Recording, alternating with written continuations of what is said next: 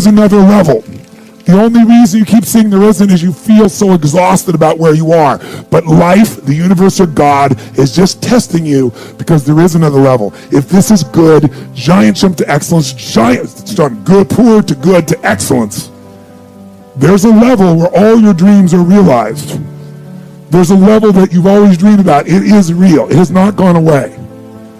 But it takes that extra burst when you think there's nothing left. There's no way. You've tried everything 10 million times and you keep going. It's almost like God is saying, if you keep hitting this wall enough times, I will see that you will not stop, that you will fill with that level of determination, faith, and courage, and then the door opens and you get to that next level. But what most people don't know is the next level is just 2 millimeters above.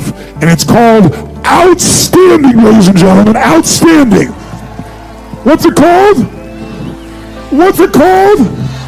What's it called? Outstanding, magnificent, unstoppable, extraordinary, not excellent. It's a different level. It's a level where you are not one of the best, you are the best. And you know what's amazing? You only have to be 2 millimeters more than everybody else and you get everything. You get the joy, the laughter, the fun, the family, the passion, the economics, the freedom, the spirit. It's all there. What Jerry Maguire called the quad, baby. All of it. And it's just 2 millimeters above, and most excellent people give up because they're exhausted. And there's some people who go, the harder I hit it, the more I hit it, sooner or later it's going down, I'm not stopping. And when you do that enough, it pops open. I would like to know when you're in that moment failing, and you have to keep going, what do you say to yourself? What if? A lot of times I'll be in a 200 mile run or something like that, and I'm all jacked up. Body's broken, mind's broken, spirit's broken.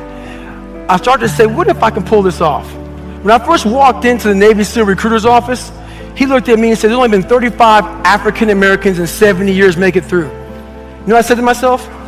What if I can be the 36th? It's the what if I can pull off a miracle.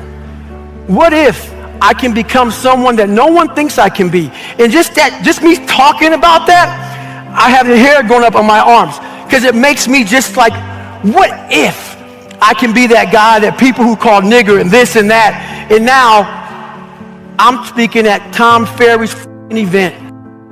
It's hard changing your life. It was hard when just over 3 years ago in the Penobscot building in Detroit, Michigan, where I was operating my business, and I fell on some hard times, and I was sleeping in my office. It was hard coming into the lobby, and the security said, excuse me, Mr. Brown, can we see you for a moment? And I said, yes, and I walked up to the counter, and he gave me an envelope. And he said, would you mind reading it here? And I opened the envelope, and the envelope was from management that said, this is an office tower. It's not a hotel. Please do not sleep in your office. And I said, excuse me, sir. I said, I just work long hours in creating my business. I'm an entrepreneur. And right now things are bad for me, but they're not going to be this way always. And I just asked for the opportunity to continue to operate like I'm doing. I'm not trying to make this my home. And it was hard coming through the lobby. And sometimes they would laugh. There's a guy talking about becoming successful. And look at him. He's bathing in the bathroom upstairs on the 21st floor. He sleeps on the floor. Him and 2 other dreamers up there. Look at him. It was hard, ladies and gentlemen, coming to speak to people. And I was facing financial difficulties in my own life. I was behind on my bills and my dreams, and I'm saying to them, you can live your dream. It was hard, ladies and gentlemen. It was very difficult to pick myself up each day believing that I could do it. There were times that I doubted myself. I said, God, why is this happening to me? I'm just trying to take care of my children and my mother. I'm not trying to steal or rob from anybody. Why did this have to happen to me? It was very hard. And here's what I want to say to you. For those of you that have experienced some hardships, don't give up on your dream. No one could have convinced me by holding on, by continuing to push forward, by continuing to run toward my dream, that one day I would have my own talk show. It's a long shot, ladies and gentlemen, from Liberty City, an abandoned building on a floor, never knowing my mother or father. It's a long shot. Being here with you today in this dome in Atlanta, it's a long shot. No college training, labeled educable, mentally retarded, but I kept running toward my dream. This is the concept of the book, as we talked about the power broke and the fact that I wanted to get people to realize, stop using the fact that you don't have money as an excuse. I understand everybody else in the world tells you need money to make money, all that other kind of stuff. Yep. And I want to give people the mentality of, all right, listen, I'm going to do this myself, and I need to use my Slack resources or the resources that are right in front of me to get where I want to go. So now, after a lot of people have responded to that book really well, and at first I thought they were going to hear power broke. I don't want to be reminded of me being broke, or I don't want to hear when Damon was broke. They responded to really, in a really amazing way.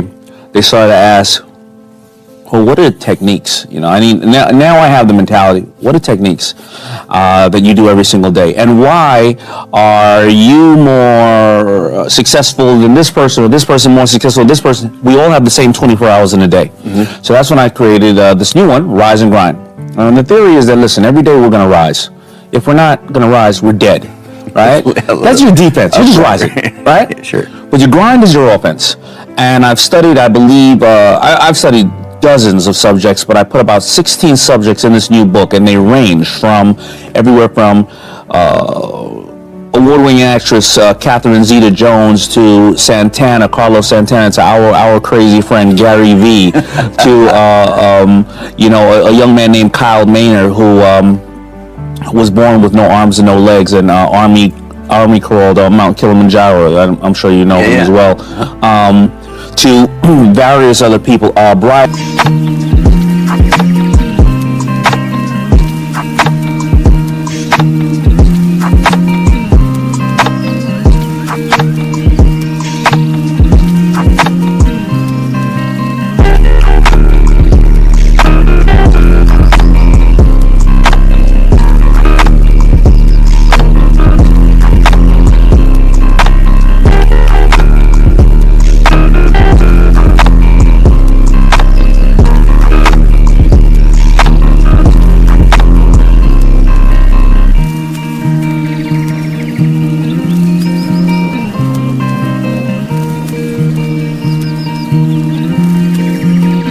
Who started Shoe Dazzle and with Kardashians, with Kardashians, LegalZoom, and then all of a sudden he does Honest Company with Jessica Alba. I love that story. He wanted to be a rapper. He wanted to be a rapper. I think he was a young Asian man who told his parents he's moving to New York to be a rapper. I'm not even going to tell you his rapping name.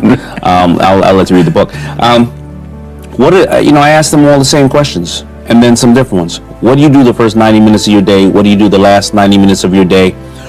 What did you do when you were 20 that you no longer do when you're 40? What did you do when you were 20 that you forgot to do, and then when you start doing it again when you were 40 or 50, you realize what got you back to this point? Yeah.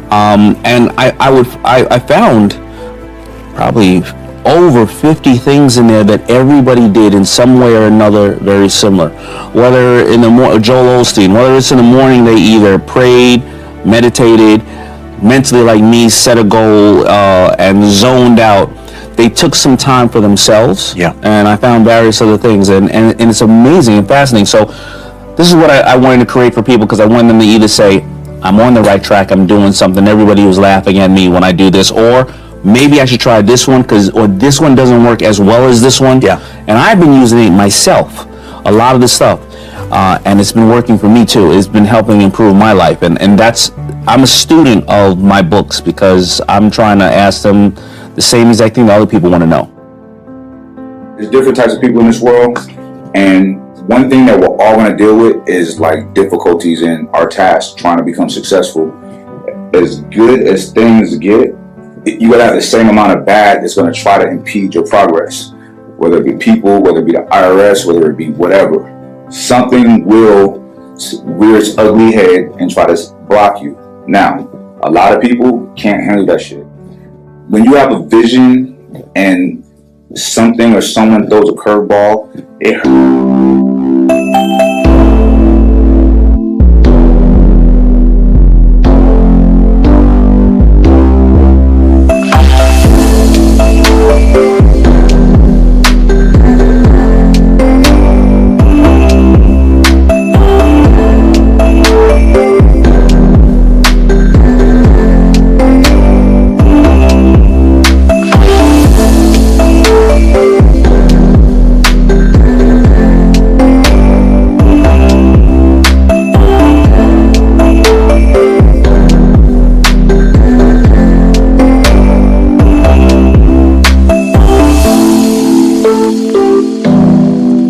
It stings, right?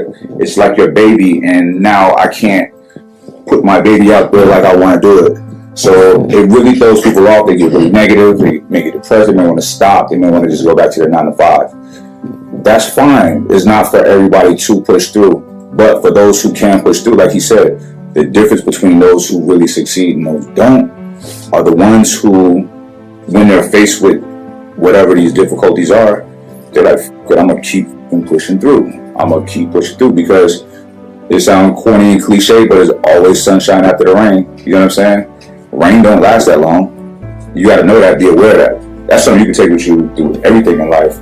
But in business, you cannot stop because things are not going right at the time, because it's going to happen. I've dealt with it. I'm sure I'll deal with it again at some point.